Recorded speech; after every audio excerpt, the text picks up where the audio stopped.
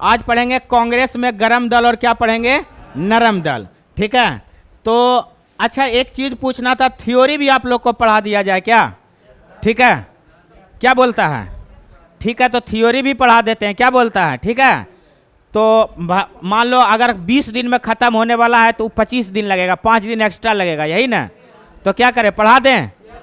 हाँ चलो, काहे कि तुम लोग तो पढ़ोगे नहीं घर में, हमको पूरा एकदम अंदाजा है कि तुम कभी भी इसको जाके नहीं पढ़ता होगा। ठीक है, ठीक है, पढ़ता है क्या? ठीक है, तो चलिए स्टार्ट करते हैं। ठीक है, देख लीजिए, बहुत का कहना है कि थ्योरी थोड़ा सा देख लीजिए। ठीक, तो चलो कोई बात नहीं, थ्योरी ही देख लो। कांग्रेस में गरम दल और नरम दल बताए थे। गरम दल और नरम दल जो है आपस में अलग हो गया था कांग्रेस के किस अधिवेशन में? 1907। कौन सा? 1907। और कौन सा अधिवेशन था? सूरत। कौन सा था? सूरत। और उसका अध्यक्षता कौन किया था? रासबिहारी घोष। रासबिहारी घोष। और फिर जाके गरम दल और नरम दल एक हो गया था 1916 के लखनऊ अधिवेशन, और अध्यक्षता कौन किया था? अंबिकाचरण मजूमदार। और 1936 में भी लखनऊ का अधिवेशन हुआ था, उसका अध्यक्षता कौन किया था? जवाहरलाल नेहरू। जवाहरलाल नेहरू। तो चलो देखो तुम लोग, थ्योरी लिखा है पॉइंट, ठीक है, दिख रहा है क्या? देखिए लिखा है, भारत में राष्ट्रीय आंदोलन की दिशा को महात्मा गांधी के पदार्पण के पूर्व 1895 से 96 का प्रथम इटली अबिसिनिया युद्ध। कौन सा? प्रथम इटली अबिसिनिया युद्ध। दूसरा याद रखिएगा, 1899 से 1901 के दौरान चीन में साम्राज्यवादियों के विरुद्ध चलाए गए बॉक्सर आंदोलन। क्या था? बॉक्सर। और तीसरा रखिएगा, रूस पर जापान की विजय। और यहां से क्वेश्चन आपको एमसीक्यू मिलेगा। क्वेश्चन पूछता है कि भारत में जब महात्मा गांधी का पदार्पण हुआ था तब उस समय कौन कौन सा जो है प्रभावित यह आंदोलन हुआ था? तो पहला बोलिएगा इटली अबिसिनिया युद्ध। कौन था? इटली। और दूसरा बोलिएगा 1899 से 1901 में चीन में साम्राज्यवाद के विरुद्ध कौन सा आंदोलन? बॉक्सर आंदोलन। तो बॉक्सर आंदोलन कब हुआ था? चीन में। कहां हुआ था? चीन में। और किसके विरुद्ध हुआ था? साम्राज्यवादियों के विरुद्ध। किसके विरुद्ध हुआ था? साम्राज्यवादियों। अगला इसमें लिखा है, इन सब से प्रभावित किया था। यानी कि जब महात्मा गांधी जो है आपका पदार्पण किया था तो कौन कौन से प्रभावित हुआ था? पहला कौन सा था? इटली अबिसिनिया युद्ध। कौन सा था? इटली अबिसिनिया युद्ध। दूसरा बोलेगा तो चीन में साम्राज्यवादियों के विरुद्ध चलाए गए बॉक्सर आंदोलन। और तीसरा कौन सा? रूस पर जापान की विजय। अब देखिए, किंतु इनमें वर्ष 1905 ईस्वी में जापान की रूस पर विजय का सर्वाधिक प्रभाव पड़ा था।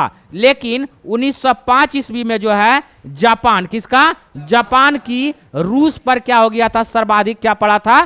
प्रभाव पड़ा था। आगे देखिए, जापान ने 1905 में जार-शाही रूस को हराकर स्वयं को सैनिक दृष्टि से एक शक्तिशाली यूरोपीय देश से श्रेष्ठ सिद्ध कर दिया था। क्या कर दिया था? तो जापान ने कब जो है जार-शाही रूस को हराकर स्वयं को सैनिक दृष्टि के एक शक्तिशाली यूरोपीय जो है आपका देश से श्रेष्ठ सिद्ध कर दिया था। कब? 1905। अगला है, जापान की विजय ने, कौन सा विजय? जापान। तो जापान का विजय ने यूरोपीय अजयता के मिथक को तोड़ा। यानी जब जापान का जीत हो गया था तो यूरोप का जो उसका मतलब भ्रम था उसको क्या कर दिया?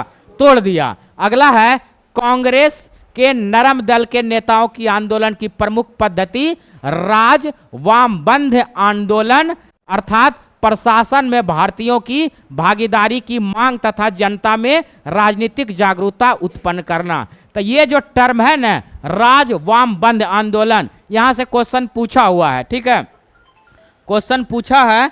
ठीक है, क्वेश्चन पूछा है। ठीक है, देखो तो राहुल बात करो तो नेट वाला होगा, वाईफाई वाला लगाने वाला, बुला लो उसको। ठीक है, राज वामबंध आंदोलन बोलेगा तो ये क्या है? कांग्रेस के नरम दल के नेताओं की आंदोलन की क्या थी? प्रमुख पद्धति। क्या थी? प्रमुख पद्धति। अगला क्वेश्चन है, वहीं गरम दल और के नेताओं की मुख्य मांग क्या थी? स्वराज। तो बोलेगा गरम दल के मुख्य नेताओं की मांग क्या थी? तो आने दो, लगाएगा। क्या था? स्वराज। क्या था? स्वराज। तो गरम दल के नेताओं की मुख्य मांग क्या थी? स्वराज। और उनकी प्रमुख पद्धतियां स्वदेशी बहिष्कार, राष्ट्रीय शिक्षा और अनुकूल प्रविघटन, जिससे क्या बोलता है, निष्क्रिय प्रतिरोध भी कहा। तो क्वेश्चन पूछेगा गरम दल के नेताओं की मुख्य मांग क्या था? स्वराज। क्या था? स्वराज। अगला पॉइंट है वर्ष 1907 में, क्या है 1907 में कांग्रेस का सूरत अधिवेशन हुआ। कौन सा अधिवेशन हुआ? तो वर्ष 1907 में कांग्रेस का कौन सा अधिवेशन हुआ?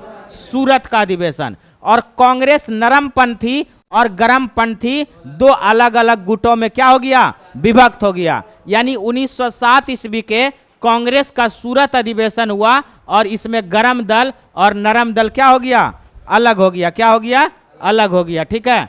अगला पॉइंट है उदारवादी राजनीतिक या राजनीतिक भिक्षावृत्ति के युग में अधिकांश नरमपंथी नेता दादा भाई क्या थे? नौरोजी। तो याद रखिएगा दादा भाई नौरोजी क्या थे? नरमपंथी। क्या थे? नरमपंथी। यानी नरम दल के नेता थे। क्या थे? नरम। अगला फिरोज शाह मेहता, अगला दिनसा वाचा, अगला व्योमेश चंद्र बनर्जी और अगला सुरेंद्रनाथ बनर्जी। कहने का मतलब दादा भाई नौरोजी, फिरोज शाह मेहता, दिनसा वाचा, व्योमेश चंद्र बनर्जी और आपका सुरेंद्रनाथ बनर्जी, ये सारे व्यक्ति कौन से दल के नेता थे? नरम दल। और जो नरम दल के नेता थे वो शिक्षित वर्ग से संबंधित थे और वो शहरों में रहा करते थे। कहाँ रहते थे? शहरों में। और ये क्वेश्चन आगे आपको मिलेगा। अगला है आदि शहरी क्षेत्रों से संबंध थे। जितना भी नरम दल के नेता थे किस क्षेत्र से संबंध था? शहरी क्षेत्र से। किससे था? शहरी क्षेत्र से। अगला देखिए इस काल में कांग्रेस पर समृद्धशाली मध्यम वर्गीय बुद्धिजीवी का, जिनमें वकील, डॉक्टर, इंजीनियर, पत्रकार और साहित्यिक व्यक्ति सम्मिलित थे का अधिकार था। कहने का मतलब जब नरम दल के नेता जो लोग थे उसमें जो है उस काल में कांग्रेस पर समृद्धशाली मध्यम वर्गीय बुद्धिजीवियों का क्या था? अधिकार था। और उसमें कौन कौन था? वकील था, डॉक्टर था, इंजीनियर था, पत्रकार था और कौन था? साहित्यिक। कौन था? साहित्यिक। अगला पॉइंट देखिए उपाधियां और बड़े बड़े पद इन लोगों के लिए आकर्षण रखते थे। यानी कि जो आपका नरम दल के नेता थे ये लोग को उपाधियां और बड़ा बड़ा जो पद था ये लोग को अपने ओर खींच रहा था। क्या कर रहा था? अट्रैक्शन कर रहा था और आकर्षण करने का एक रखता था। अगला कांग्रेस में आने वाले ये प्रतिनिधि बड़े नगरों से आते थे। यानी जितना भी नरम दल का नेता था जो बताएं दादा भाई नौरोजी, सुरेंद्रनाथ बनर्जी, दिनसा वाचा, व्योमेश चंद्र बनर्जी, ये सब कौन से नगर से आते थे? बड़े बड़े नगरों से आते थे तथा जनसाधारण से इनका जनसंपर्क क्या था? सीमित था। यानी कि जो बड़े बड़े नगर से आएगा उसका जनसंपर्क जो है आपका जनसाधारण से क्या रहेगा? सीमित रहेगा। क्या रहेगा? सीमित। फिरोज शाह मेहता ने स्वयं कहा कि था कांग्रेस की आवाज जनता की आवाज नहीं है। तो क्वेश्चन पूछेगा कौन स्वयं कहा था कि कांग्रेस की आवाज जनता की आवाज नहीं है? तो कौन बोला था? फिरोज शाह मेहता। कौन बोला था? फिरोज शाह। परंतु उनके साथ रहने वाले अन्य देशवासियों का यह कर्तव्य है इनकी भावनाओं को समझें और उन्हें व्यक्त करें और उनके उपचार का क्या करें? प्रयत्न करें। अगला पॉइंट है गोपाल कृष्ण गोखले, उदारवादी खेमे से संबंध था। और यह क्वेश्चन पूछता है कि गोपाल कृष्ण गोखले जो है किस दल का व्यक्ति था? उदारवादी। उदारवादी बोले तो नरम दल, उदारवादी बोले तो नरम दल। ठीक है। अगला पॉइंट है वह संभाव और मृदु न्यायप्रियता में विश्वास करते थे। यानी गोपाल कृष्ण गोखले जो है आपका संभाव, किसमें? संभाव। किसमें? संभाव और मृदु न्यायप्रियता में क्या करता था? संबंध रखता था और विश्वास रखता था। उन्हें पूर्ण विश्वास था कि देश का पुनरुद्धार उत्तेजना के बवंडरों में नहीं हो सकता। यानी गोपाल कृष्ण गोखले का कहना है कि देश का पुनरुद्धार जो है उत्तेजना के बवंडरों पर नहीं हो सकता। यानी आपको ज्यादा एग्रेसिव होके आप देश का उद्धार नहीं कर सकते हैं। तो ये बात कौन बोला करता था? नरम दल का नेता। क्या बोलता था? नरम दल का। यानी कि अगला वे साधन और साध दोनों की पवित्रता में विश्वास करते थे। यानी नरम दल का नेता जो है साधन और साध दोनों में क्या करते थे? विश्वास करते थे। ठीक है, अगला, इन्हीं आदर्शों से प्रभावित होकर गांधी जी ने गोपाल कृष्ण गोखले को अपना राजनीतिक गुरु माना। यानी कि गांधी जी जो है गांधी जी ने गोपाल कृष्ण गोखले को क्या माना? राजनीतिक गुरु, क्योंकि गोपाल कृष्ण गोखले भी जो है अपना साधना और साध दोनों की पवित्रता में क्या करते थे? विश्वास करते थे। क्या करते थे? यानी नरम दल का नेता था, उग्रवादियों से इसका कोई भी मतलब नहीं था। अगला पॉइंट लिखा है, गोखले ने 1889 में पहली बार भारतीय राष्ट्रीय कांग्रेस के बंबई अधिवेशन में क्या किया था?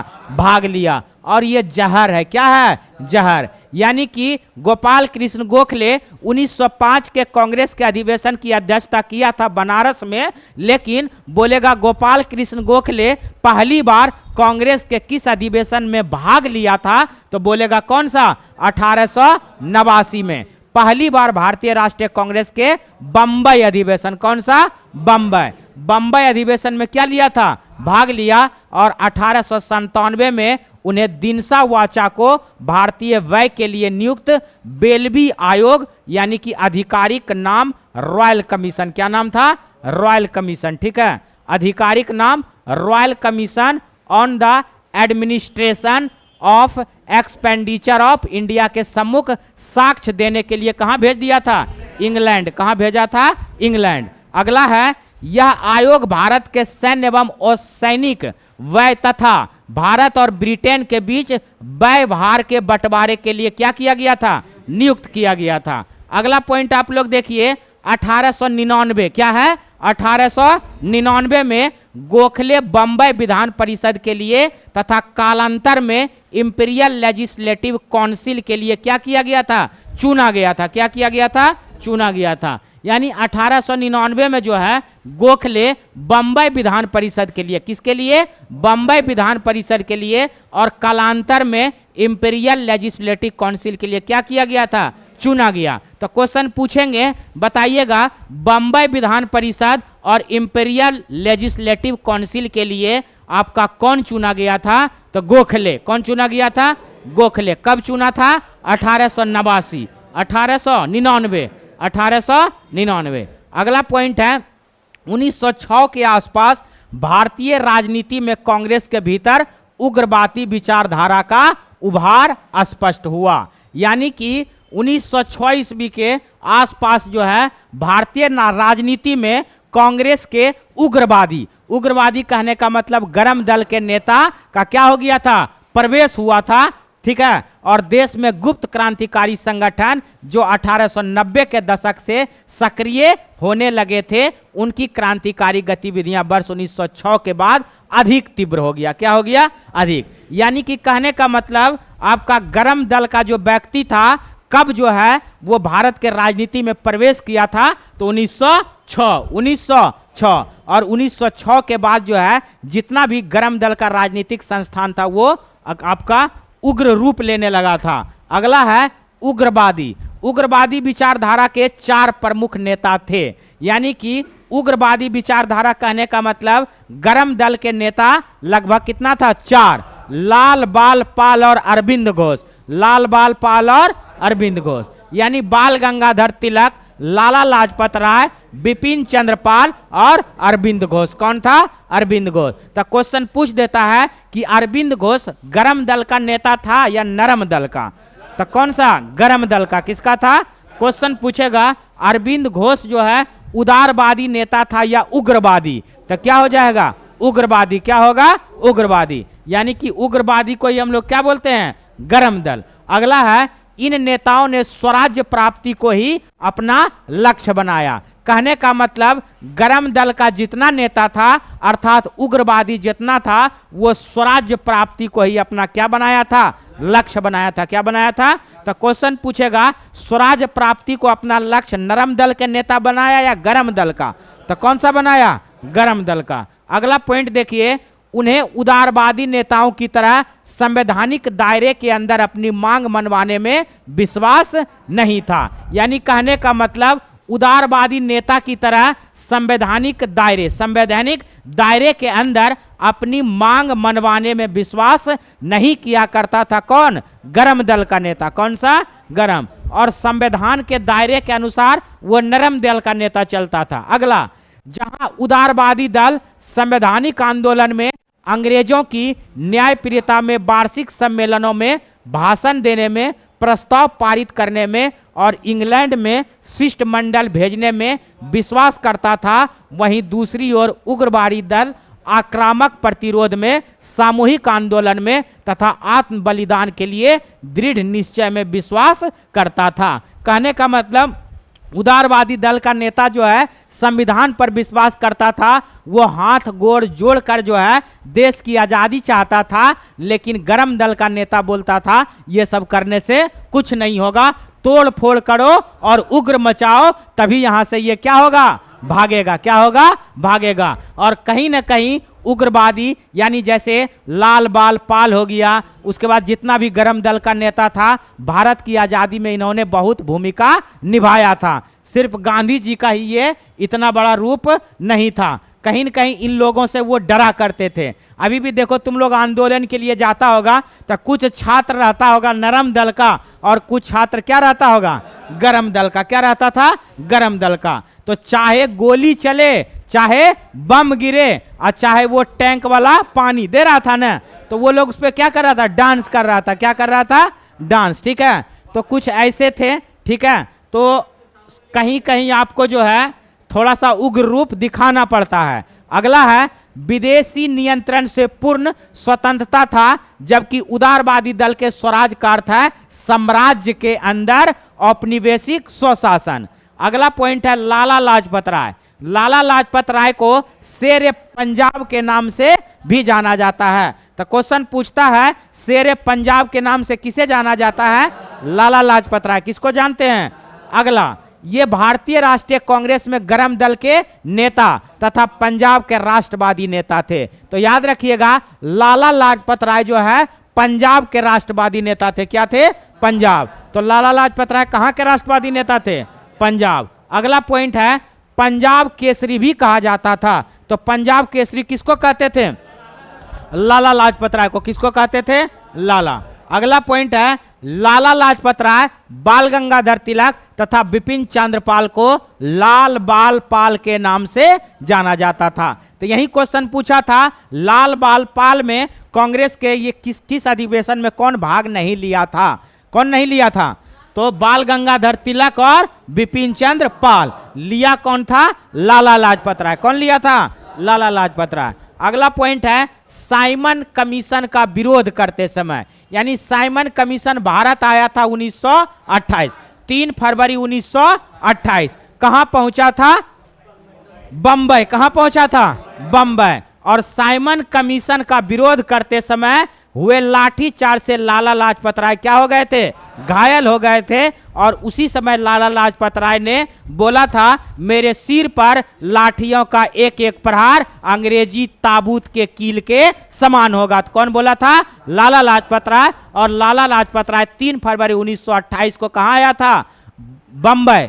सॉरी, साइमन कमीशन कहां आया था? बंबई। और साइमन कमीशन गो बैक का नारा लगाया गया था, क्योंकि इसमें जितना भी सदस्य था उसमें भारतीय एक भी नहीं था। सातों का सातों कितना था?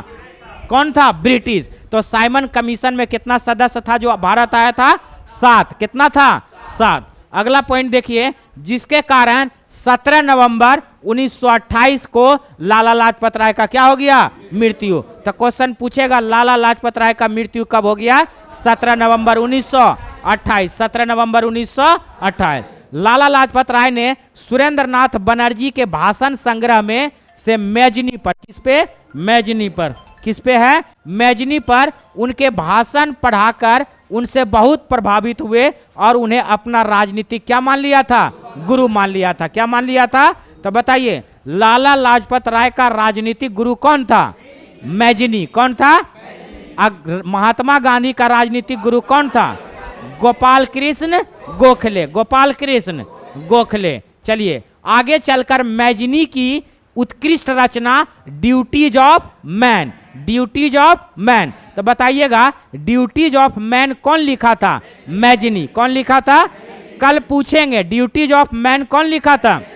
ड्यूटीज ऑफ मैन बोलेगा तो, और इसका उर्दू में अनुवाद भी किया गया।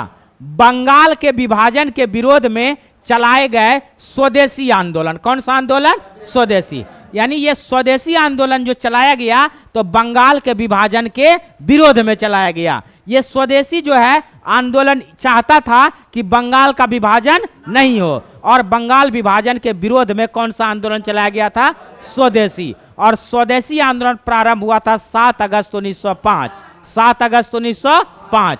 अरविंद घोष प्रमुख नेताओं में से एक था। यानी स्वदेशी आंदोलन में अरविंद घोष जो है प्रमुख नेताओं में से क्या था? एक था। क्या था? एक था। और इस आंदोलन के अन्य प्रमुख नेता कौन थे? लाला लाजपत राय। कौन थे? लाला लाजपत राय। और ये कहां से था? पंजाब से। कहां से था? पंजाब। बाल गंगाधर तिलक बोलेगा तो महाराष्ट्र। बाल गंगाधर तिलक कहां से? महाराष्ट्र। और बिपिन चंद्र पाल बोलेगा तो बंगाल। कहां से? बंगाल। तो क्वेश्चन पूछेंगे लाला लाजपत राय कहां से था? पंजाब से। कहां से था? पंजाब। बाल गंगाधर तिलक महाराष्ट्र, और बिपिन चंद्र पाल बोलेगा तो बंगाल। कहां से? बंगाल। अगला देखिए, तिलक सेवा और बलिदान में विश्वास करते थे और उनमें सरकार की सत्ता को चुनौती देने का साहस था। यानी तिलक सेवा और बलिदान में विश्वास करते थे। Sir Valentine सिरोल। Sir Valentine सिरोल। Sir Valentine सिरोल जो है आपको किसको? सर वेलेंटाइन सिरोल जो है आपको बाल गंगाधर तिलक को, इसी को ना अशांति का क्या बोला था? जन्मदाता। क्या बोला था? और इसीलिए जो है वेलेंटाइन सिरोल पर मानहानि का केस जो है ठोक दिया था कौन? बाल गंगाधर तिलक। इंग्लैंड में। कहां ठोका था? इंग्लैंड। सर वेलेंटाइन सिरोल उन्हें भारत में अशांति का जन्मदाता कहा था। यानी सर वेलेंटाइन सिरोल जो है भारत में अशांति का जन्मदाता कहा। 1897 में बाल गंगाधर तिलक को सजा सुनाए जाने के पश्चात प्रसिद्ध विद्वान मैक्स मुलर। कौन सा है? मैक्स मुलर ने दया की वकालत करते हुए यह कहा था कि संस्कृत के एक विद्वान के रूप में तिलक में मेरी दिलचस्पी है। ये भी आई है। क्वेश्चन जो है पूछता है कि कौन सा ऐसा व्यक्ति था जो तिलक का सजा हुआ था तो उसके रूप में दया का भाव प्रकट किया था? तो कौन था? Max Muller. कौन था? Max Muller. कौन था? Max Muller. और बोला कि संस्कृत के एक विद्वान के रूप में तिलक में मेरी क्या है? दिलचस्पी है। तो ये बात कौन बोला? Max Muller. कौन बोला था? Max Muller. अगला देखिए, 1908 ईस्वी में बाल गंगाधर तिलक केसरी में प्रकाशित लेखों के आधार पर राजद्रोह का मुकदमा चलाकर 6 वर्षों के निर्वासन तथा 1000 रुपया का जुर्माना दिया गया था। यानी कि केसरी में प्रकाशित लेखों के आधार पर राजद्रोह का क्या चला था? मुकदमा। और कितना वर्ष का सजा? 6 वर्ष का। और कितना रुपया का जुर्माना? 1000। कब हुआ था? 1908। और किस पे हुआ था? बाल गंगाधर तिलक। बाल गंगाधर तिलक। बाल गंगाधर तिलक। ठीक है। अगला पॉइंट देखिए। अगला, आर्थिक जुर्माने की सजा देकर मांडले जेल में। कौन सा? यानी वर्ष 1908 ईस्वी में बाल गंगाधर तिलक को जो सजा हुआ था 6 वर्ष का, उसको किस जेल में दिया गया था? मांडले जेल। और मांडले जेल जो है वर्तमान में म्यांमार में है। कहाँ है? म्यांमार। तो बोलेगा ये मांडले जेल कहाँ है? म्यांमार। भेज दिया गया था। तिलक को हुई इस सजा के विरोध में बम्बई के कपड़ा मिल मजदूरों ने देश में पहली राजनीतिक हड़ताल की थी। जब तिलक को सजा हो गया तो उसके विरोध में बम्बई का एक कपड़ा मिल मजदूर था। बम्बई का क्या था? कपड़ा मिल मजदूर था। और वो देश में पहली बार राजनीतिक हड़ताल किया था। किसको विरोध में किया था? उसको जेल जाने के विरोध में। किसको? बाल गंगाधर तिलक। अगला पॉइंट है, तिलक सांप्रदायिकतावादी नहीं था। यानी तिलक जो है ये सांप्रदायिकतावादी नहीं था। तो याद रखिएगा ये टर्म, तिलक जो है सांप्रदायिकतावादी था कि नहीं? नहीं था। ये क्वेश्चन पूछता है। अगला, वे प्रथम राष्ट्रवादी नेता थे जिन्होंने जनता से निकट का संबंध स्थापित करने का प्रयत्न किया, और इस दृष्टि से वे महात्मा गांधी के क्या हो गए थे? अग्रगामी। क्या थे? अग्रगामी। अगला पॉइंट देखिए, इस उद्देश्य से उन्होंने अखाड़े, कौन सा? अखाड़े, लाठी क्लब और गौ हत्या विरोधी सभाएं स्थापित किया। तो क्वेश्चन पूछेगा कि बताइएगा अखाड़े जो है कौन प्रारंभ किया था? बाल गंगाधर तिलक। बताइए लाठी क्लब बोलेगा तो बाल गंगाधर तिलक। बताइए गौ हत्या विरोध सभा बोलेगा तो बाल गंगाधर तिलक। बाल गंगाधर तिलक को अशांति का जनक कौन बोला था? वैलेंटाइन सिरोल। कौन बोला था? बाल गंगाधर तिलक को 1908 ईस्वी में किस पत्रिका ने यह प्रकाशित किया था कि इसको 6 वर्ष का सजा हुआ है? केसरी। कौन सा? केसरी। और कितना रुपया का फाइन मिला था? 1000। और कौन सा जेल ले गया था? मांडले। और मांडले जेल कहाँ है? म्यांमार। कहाँ है? म्यांमार। चलिए अगला है, उन्होंने महाराष्ट्र में शिवाजी महोत्सव। क्वेश्चन पूछता है शिवाजी महोत्सव कौन प्रारंभ किया था? बाल गंगाधर तिलक। और कहाँ किया था? महाराष्ट्र। कहाँ किया था? महाराष्ट्र में प्रारंभ किया। तथा गणपति पर्व, कौन सा पर्व? गणपति पर्व सार्वजनिक रूप से देकर उनमें राष्ट्र सेवा और राष्ट्रवादी चेतना का क्या किया था? तत्व को जोड़ा। तो बताइए गणपति पर्व कौन प्रारंभ किया था? बाल गंगाधर तिलक। बाल गंगाधर तिलक। यानी कहा जाता है कुछ स्रोतों में कि गणपति पर्व जो है महाराष्ट्र में बहुत पहले से चलते आ रहा था, लेकिन बाल गंगाधर तिलक ने उसको सुचारू रूप बना दिया था। ठीक है, अगला पॉइंट है, बाल गंगाधर तिलक 1 अगस्त 1920 ईस्वी को मृत्यु हो गया। कब हो गया? 1 अगस्त 1920। तो बाल गंगाधर तिलक का मृत्यु कब हो गया? और लाला लाजपत राय का मृत्यु कब हो गया? 17 नवंबर 1928। 17 नवंबर 1900। अब बाबू कुंवर सिंह का मृत्यु 26 अप्रैल 1958। 26 अप्रैल 1858। 26 अप्रैल 1858। 26 अप्रैल 1800। महात्मा गांधी के साथ मौलाना शौकत अली तथा सैफुद्दीन किचलू ने उठाया था। यानी कि उसका अर्थी किसका? बाल गंगाधर तिलक का अर्थी कौन कौन उठाया? तो महात्मा गांधी के साथ मौलाना शौकत अली और कौन था? सैफुद्दीन किचलू। ठीक है, और मौलाना हसरत मोहानी ने उस समय शोक गीत लिखा था। क्या लिखा था? शोक। तो क्वेश्चन पूछेगा बाल गंगाधर तिलक का मृत्यु 1 अगस्त 1920 को हुआ, उस समय शोक गीत कौन लिखा था? तो कौन लिखा था? मौलाना हसरत मोहानी। मौलाना हसरत मोहाली। बाल गंगाधर तिलक का मृत्यु 1 अगस्त 1920 को हुआ, उसकी अर्थी महात्मा गांधी के साथ कौन उठाया था? तो मौलाना शौकत अली और सैफुद्दीन किचलू। मौलाना शौकत अली और सैफुद्दीन किचलू। बताइए गणपति पर्व कौन प्रारंभ किया था? बाल गंगाधर तिलक। शिवाजी कौन प्रारंभ किया? बाल गंगाधर तिलक। बताइए लाठी क्लब कौन स्थापन किया था? बाल गंगाधर तिलक। बताइएगा अखाड़ा कौन किया था?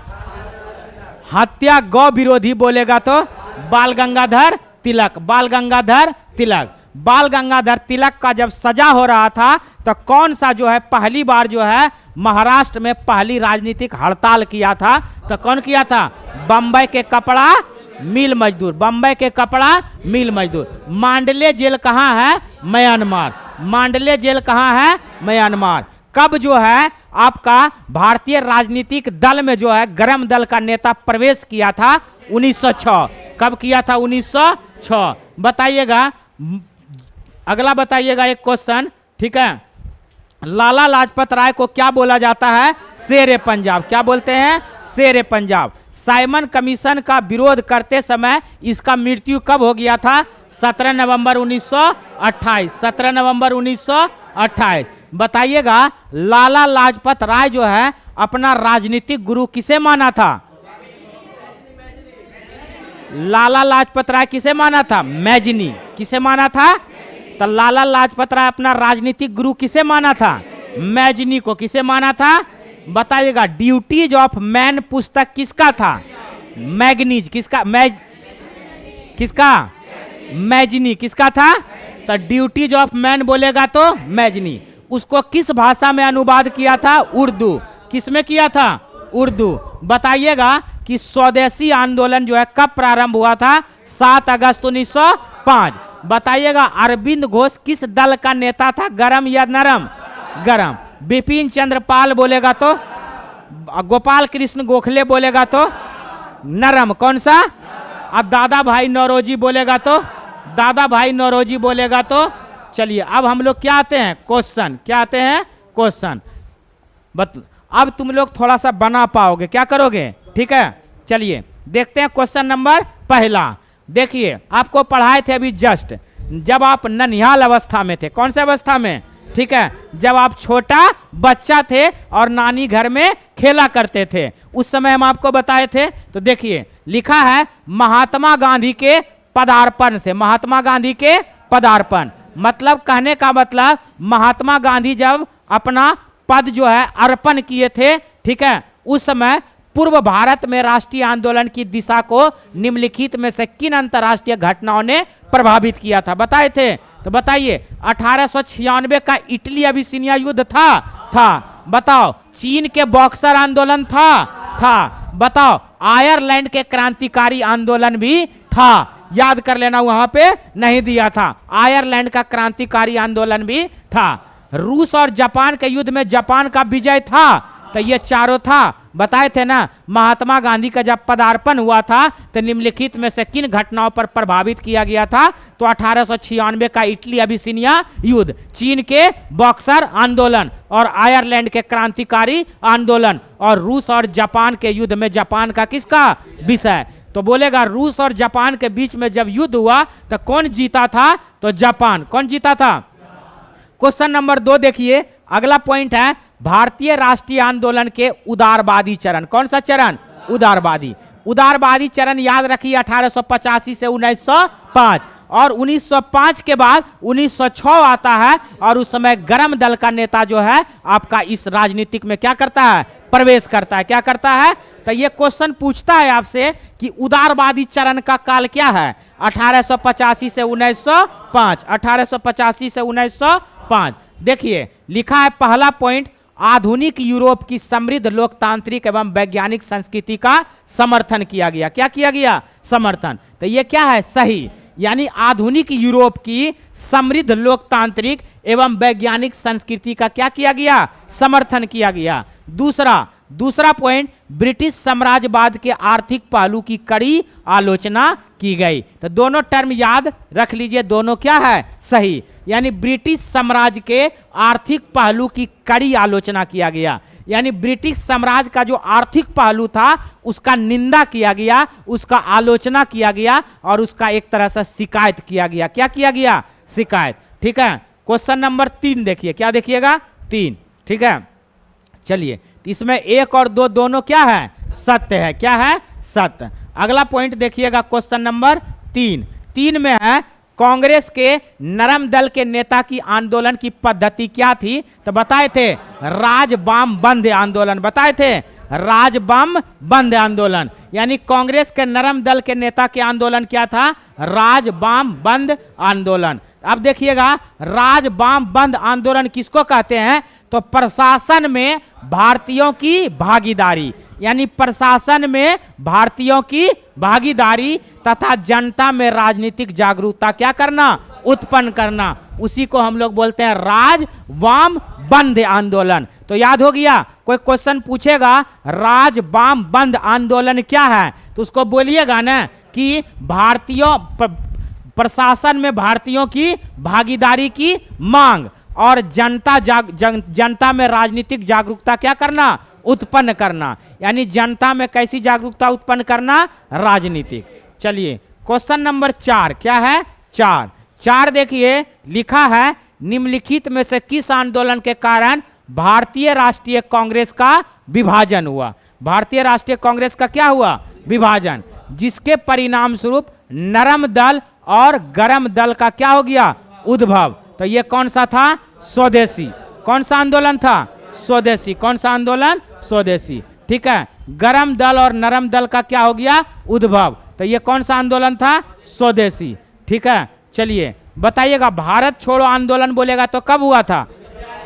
1942। और सविनय अवज्ञा आंदोलन 1930। असहयोग आंदोलन 1920 से 22। चलिए अगला पॉइंट है आपका अधिकतर नरमपंथी नेता। ठीक है, अधिकतर नरमपंथी नेता कहां से थे? शहरी क्षेत्र से। किससे थे? शहरी। बताए थे जितना भी नरमपंथी नेता था कहां से था? शहरी क्षेत्र से था। और वो डॉक्टर, वकील, इंजीनियर ये सब था। ठीक है, चलिए क्वेश्चन नंबर कितना? 6 की 5? 6। ठीक है, 6 देखिए लिखा है, निम्नलिखित में से किसने 1904 से लगातार भारत को स्वशासन देने पर बल दिया था? कौन दिया था? दादा भाई नौरोजी। दादा भाई नौरोजी। और दादा भाई नौरोजी कांग्रेस का कितना बार अध्यक्ष किया था? 3। 1886, 1893, 1906। 1906। चलिए अगला पॉइंट है KLK, कलकत्ता लाहौर कलकत्ता। ठीक है, अगला देखिए 7 नंबर में निम्न में से कौन उग्रपंथी नहीं था? उग्रपंथी कहने का मतलब गरम दल का नेता। ठीक है, तो कौन नहीं था? ठीक है, उग्रपंथी नहीं था। तो कौन नहीं था? गोपाल कृष्ण गोखले। और ये कैसा था? नरम दल का नेता। क्या था? नरम दल। ठीक है, बाल गंगाधर तिलक भी था, उधम सिंह भी था, और आपका मदन लाल ढींगरा। ये सब क्या था? उग्रवादी था। ठीक है, चलिए यानी गरम दल का नेता था। अगला 8 नंबर में इनमें से कौन उग्र राष्ट्रवाद के उल्लेखनीय नेताओं में से नहीं था? तो बताओ कौन नहीं था? गोपाल कृष्ण गोखले। ये नरम दल का नेता था। क्या था? नरम दल का। अगला पॉइंट देखिए लिखा है, निम्नलिखित में से उग्र राष्ट्रवादी नेता नहीं था। तो फिर खोजो गोपाल कृष्ण गोखले को, तो क्या हो जाएगा? गोपाल कृष्ण गोखले। और साथ में दादा भाई नौरोजी। दादा भाई नौरोजी भी था। ठीक है, महात्मा गांधी भी था। तो महात्मा गांधी नरम दल का नेता कि गरम दल का नेता?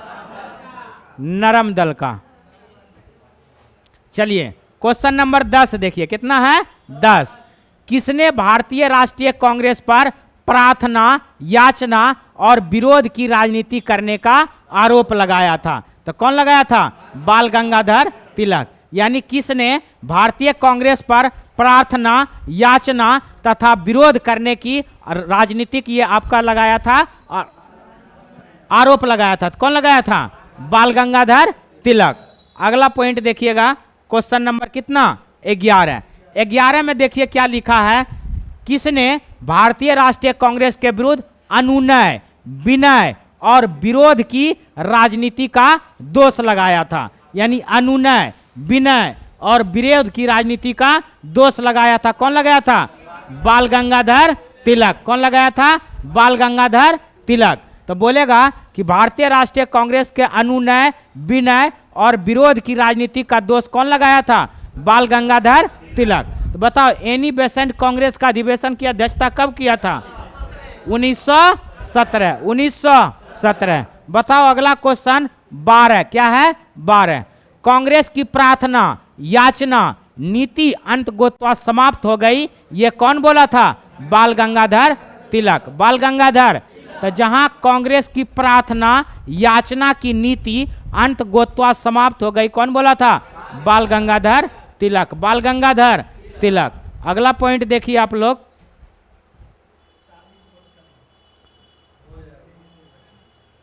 हो जाएगा, बहुत टाइम है। चलो अगला है, भारतीय राष्ट्रीय कांग्रेस को किसने भीख मांगने वाली संस्था कहा था? तो कौन बोला था? कौन बोला था? बिपिन चंद्र पाल। कौन बोला था? बिपिन चंद्र पाल। मत बोल दो तिलक। तो बताओ भारतीय राष्ट्रीय कांग्रेस को किसने भीख मांगने वाली संस्था कहा था? कौन बोला था? बिपिन चंद्र पाल। या उसी को बोलते हैं बेगिंग इंस्टीट्यूट। क्या बोलते हैं? बेगिंग। बेगिंग इंस्टीट्यूट बोलेगा तो कौन बोला था? बिपिन चंद्र पाल। तब बेगिंग इंस्टीट्यूट किसको बोला था? कांग्रेस को। किसको बोला था? भारतीय राष्ट्रीय कांग्रेस को। कौन बोला था? बाल गंगाधर तिलक। यानी भीख मांगने वाली संस्था बिपिन चंद्र पाल। कौन बोला था? बिपिन चंद्र पाल। अगला देखिए, बिपिन चंद्र पाल के संदर्भ में कौन सा कथन सत्य है? क्या है? सत्य है। तो पहला है, वह ब्रह्म समाजी नेता तथा क्या थे, समाज सुधारक। क्या थे, समाज सुधारक। यानी बिपिन चंद्र पाल जो है ब्रह्म समाजी नेता थे, यानी ब्रह्म समाज से संबंधित थे। और ब्रह्म समाज का स्थापना कौन किया था, राजा राम मोहन राय। कब किया, 1828। 1828। आत्मीय सभा का स्थापना कौन किया था, राजा राम मोहन राय, 1815। 1815। तो ब्रह्म समाजी नेता कौन था, बिपिन चंद्र पाल। तो ये क्या है, सही। न्यू इंडिया नाम की साप्ताहिक पत्रिका का प्रकाशन किया गया था। ठीक है, तो न्यू इंडिया कौन किया था, बिपिन चंद्र पाल। कौन किया था, बिपिन चंद्र पाल। अब हम पूछे थे न्यू इंडिया कौन लिखा था, एनी बेसेंट। कौन लिखी थी, एनी बेसेंट। लेकिन वह दैनिक था। क्या था, दैनिक। अगर न्यू इंडिया दैनिक बोलेगा तो क्या मारिएगा, एनी बेसेंट। और साप्ताहिक बोलेगा तो क्या मारिएगा, बिपिन चंद्र पाल। बिपिन चंद्र पाल। तो याद हो गया, न्यू इंडिया साप्ताहिक बोलेगा तो बिपिन चंद्र पाल, और न्यू इंडिया दैनिक बोलेगा तो कौन हो जाएगा, एनी बेसेंट। कौन होगा, एनी बेसेंट। ठीक है, चलिए आगे क्वेश्चन है 15।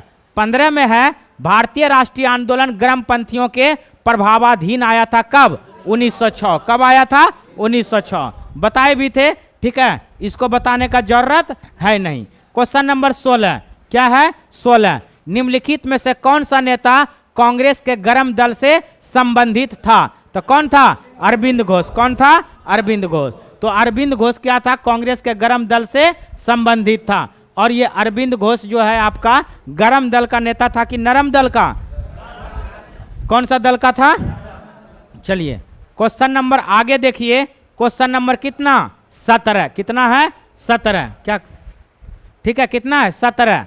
अगला देखिए, निम्नलिखित में से कौन एक उग्रवादी था। तो खोजो गर्म दल का नेता कौन था, बिपिन चंद्र पाल। तो बताओ न्यू इंडिया कौन लिखा था, न्यू इंडिया बोलेगा तो कौन लिखा था, कौन लिखा था, एनी बेसेंट।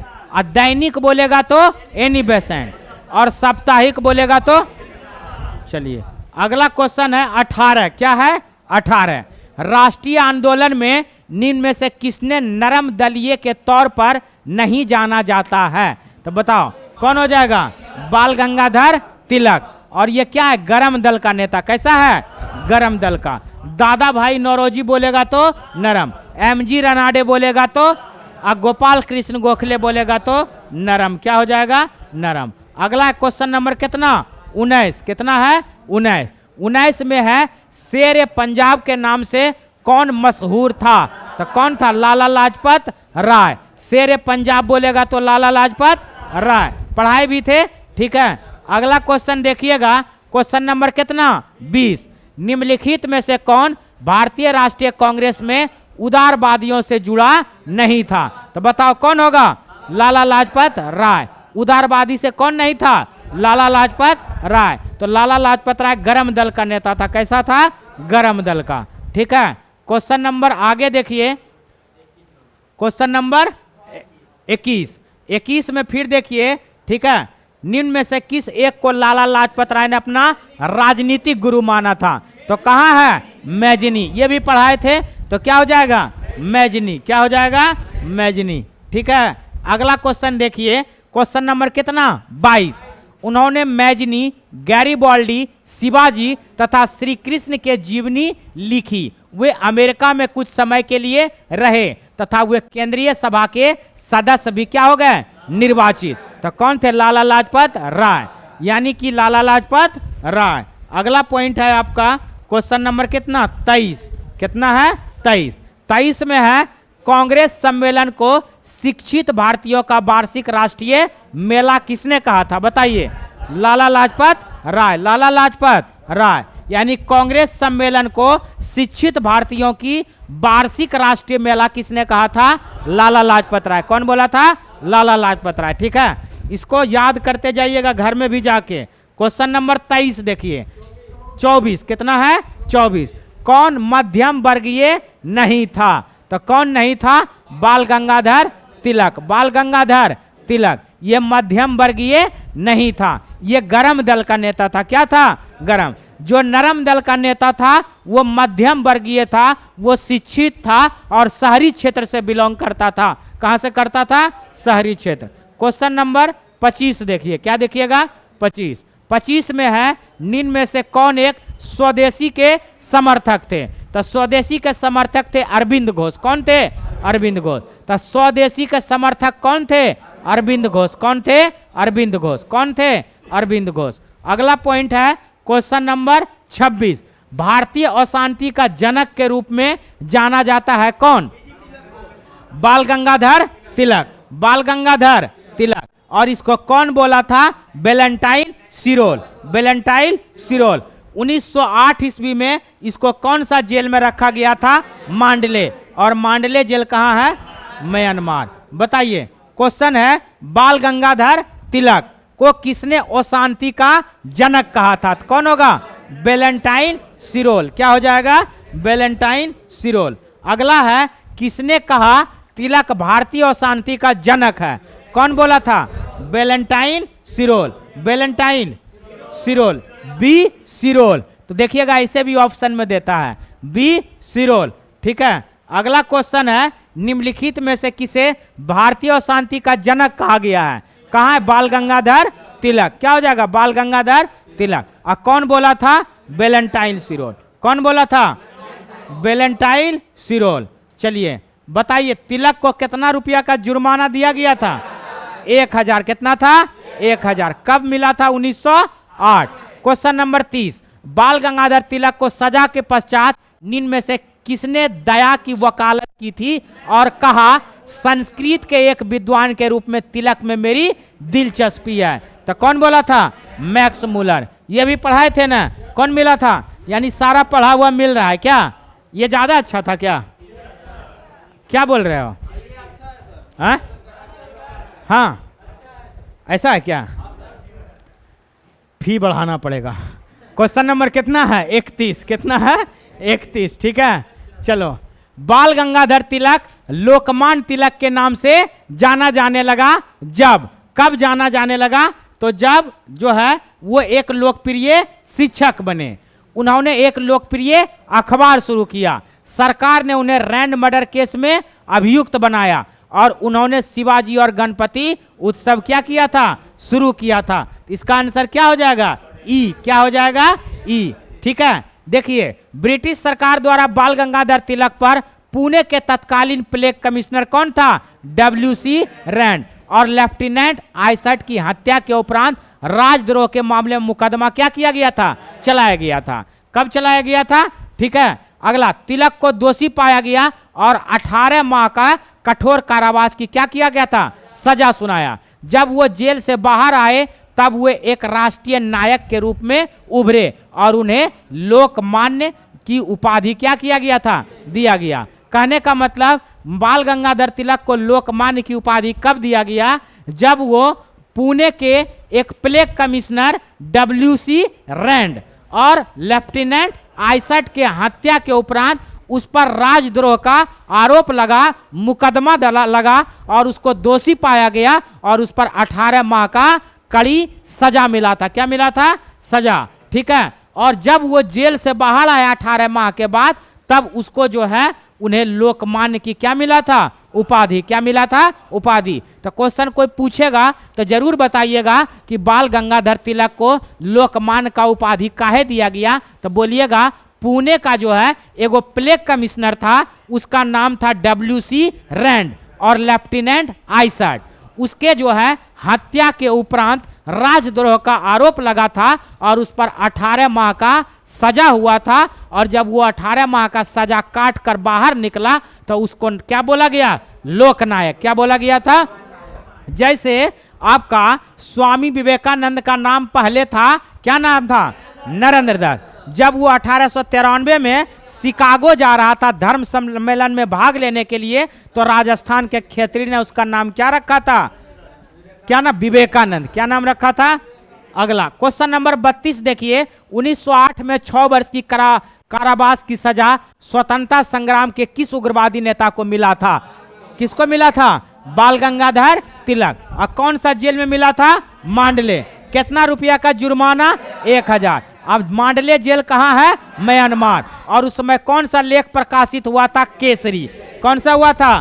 केसरी। चलो आगे क्वेश्चन नंबर 33। 33, कितना है 33, कितना है 33 को इंग्लिश में क्या बोलते हैं 33। चलो क्वेश्चन नंबर कितना 33, क्या है 33। देखो 1908 में बाल गंगाधर तिलक को जेल हुआ था, कितना वर्ष का 6 वर्ष, कितना वर्ष का। अब कौन सा जेल ले गया था मांडले, कौन सा मांडले। और मांडले जेल कहाँ है वर्तमान में म्यांमार, कहाँ है म्यांमार। कितना रुपया का जुर्माना 1000, कितना रुपया का। अब कौन से पत्र में प्रकाशित हुआ था केसरी, किसमें हुआ था केसरी। चलो क्वेश्चन नंबर 34, कितना है 34, 34 देखो क्वेश्चन नंबर 34, 34 है कि भारत के स्वतंत्रता आंदोलन के प्रारंभिक दौर में उग्रवादी विचारधारा को निम्नलिखित में से कौन सा एक निरूपित करता है। तो कौन सा करता है, आयातित वस्तुओं पर देशज वस्तुओं को प्रश्रय देकर देशज वस्तुओं के उत्पादन को बढ़ावा देना। यह नहीं होगा। अगला, संवैधानिक साधनों और याचिकाओं के स्थान पर आक्रामक साधनों से स्वशासन प्राप्त करना। तो यही होगा, क्या होगा, संवैधानिक साधनों एवं याचिकाओं के स्थान पर आक्रामक साधनों से स्वशासन को क्या करना, प्राप्त करना। क्वेश्चन नंबर 35 देखिए, क्या है 35, 35 में लिखा है भारतीय मुसलमान, कौन सा मुसलमान, भारतीय, भारतीय मुसलमान समान रूप से, भारतीय मुसलमान समान रूप से उग्रवादी आंदोलन की ओर आकर्षित नहीं हुए, इसका कारण क्या था। उन पर सैन्य सर सैयद अहमद खां का प्रभाव, गलत। उग्रवादी नेताओं की मुस्लिम विरोधी दृष्टिकोण, गलत। मुस्लिम आकांक्षाओं के प्रति उदासीनता का भाव। उग्रवादियों के हिंदू अतीत का राग अलापने की क्या थी, नीति थी, क्या थी, नीति। तो फिर से देखो क्वेश्चन लिखा है भारतीय मुसलमान समान रूप से उग्रवादी आंदोलन की ओर आकर्षित नहीं हुए, इसका क्या कारण था। इसका कारण था उग्रवादियों की हिंदू अतीत का राग अलापने की क्या थी, नीति था, क्या था, नीति। क्वेश्चन नंबर 36, कितना है 36, ठीक है। चलिए क्वेश्चन नंबर 36, 36 देखिए, बाल गंगाधर तिलक सांप्रदायिकवादी थे। बताओ ये बताए थे कि नहीं, ये सांप्रदायिकवादी नहीं था, बताए थे न उस समय कि यहां से क्वेश्चन पूछ रहा है, बोले थे ना। तो बाल गंगाधर तिलक सांप्रदायिकतावादी नहीं थे, तो ये मेरा क्या हो गया, गलत। उन्होंने धर्म का राजनीतिक अस्त्र के रूप में क्या किया था, प्रयोग, ये क्या होगा, सही। यानी ए गलत है और क्या, आर क्या है, सही। ए गलत है और आर क्या है, सही। क्वेश्चन नंबर आगे देखिए 37, कितना है 37। बताओ महाराष्ट्र में गणपति पर्व कौन शुरू किया था, बाल गंगाधर तिलक, कौन किया था, तिलक। क्वेश्चन नंबर 38, कितना है 38। चलो 38 देखो लिखा है निम्नलिखित में से किसने महाराष्ट्र में गणपति उत्सव का ऐसा कायाकल्प किया कि वह एक राष्ट्रीय उत्सव हो गया और उसका स्वरूप राजनीतिक हो गया। तो कौन किया था, बाल गंगाधर तिलक, बाल गंगाधर तिलक, ठीक है। अगला क्वेश्चन देखो, बताए थे ये भी गणेशोत्सव कहाँ, महाराष्ट्र में, कहाँ, महाराष्ट्र में, कौन किया था, बाल गंगाधर तिलक, बाल गंगाधर तिलक। तो गणेशोत्सव बोलेगा तो कौन हो जाएगा, बाल गंगाधर तिलक। और तिलक का मृत्यु कब हुआ था, 1 अगस्त 1920। कौन सा जेल में रखा था, मांडले। अब मांडले जेल कहाँ है, म्यांमार। और कब रखा था, 1908। और किस पत्र में प्रकाशित हुआ था, केसरी, किसमें हुआ था, केसरी। चलो क्वेश्चन नंबर 40, महात्मा गांधी के साथ निम्न मुसलमानों में से किसने बाल गंगाधर तिलक की अर्थी उठाई थी। तो बताओ कौन उठाया था, शौकत अली, कौन उठाया था, शौकत अली। यानी कि बाल गंगाधर तिलक का मृत्यु 1 अगस्त 1920 को हुआ और मृत्यु के बाद उनका अर्थी जो है महात्मा गांधी के साथ मौलाना शौकत अली और डॉक्टर सैफुद्दीन किचलू ने उठाया। और आपका शोक गीत कौन लिखा था, मौलाना हसरत मोहानी, कौन लिखा था, ठीक है। तो शोक गीत कौन लिखा था, मौलाना हसरत मोहानी, कौन लिखा था, मौलाना हसरत मोहानी। तो शोक गीत कौन लिखा था, बताओ किसने 1904 ईस्वी से लगातार भारत को स्वशासन देने पर बल दिया था, दादा भाई नौरोजी, दादा भाई अभी पढ़ाए थे ना, ठीक है। हमको पता है कौन क्वेश्चन में फंसोगे तुम, ठीक है। तो तो किसने 1904 ईस्वी से लगातार स्वशासन को जो है देने पर बल दिया था? दादा भाई नौरोजी। दादा भाई नौरोजी कांग्रेस का कितना बड़ा अध्यक्षता किया? 1886, 1893, 1906। बताओ, बाल गंगाधर तिलक का जब मृत्यु हुआ उसका शोक गीत कौन लिखा था? हसरत, हसरत। बताओ, अर्थी कौन उठाया था? महात्मा गांधी, सैफुद्दीन किचलू और शौकत अली। एक साइड खाली था, 4 गो अर्थी था ना, एगो कौन था? ठीक है, एगो गांव वाला लोग जो था ना, वो सब कभी वो ले रहा था, कभी वो ले रहा था, समझा? लेकिन ये तीनों टिके हुए थे अंत तक, जब तक कि वहां नहीं ले गए, शमशाने पे छोड़े ही थे डायरेक्ट। पढ़े थे। ठीक है, तो आज क्या बोला? कोई मरता है तो तुम दुश्मन के घर नहीं जाता है कभी क्या? ठीक है, और ये उसका दुश्मन नहीं था, क्या समझा? विचारधारा अलग था, क्या था? और इन्होंने भी देश की आज़ादी में बहुत बड़ा भूमिका निभाया है सब। ठीक है, ऐसे थोड़ी ना है कि गरम दल का था तो नरम दल में नहीं जाएंगे।